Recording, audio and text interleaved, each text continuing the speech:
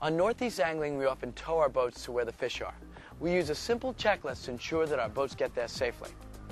We check to see that the coupler and the safety chains are properly secured to the vehicle.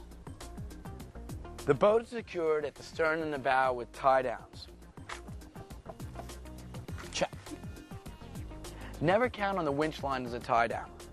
If there's any failure in the winch or the cable breaks due to frays, remember, boats float in water, not on concrete.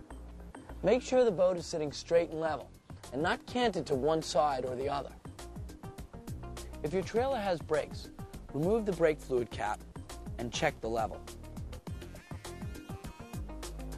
Always check your owner's manual to ensure that the load is within your vehicle's towing capacity. These are just a few of the items that you need on your checklist. For a more complete list, visit loadright.com.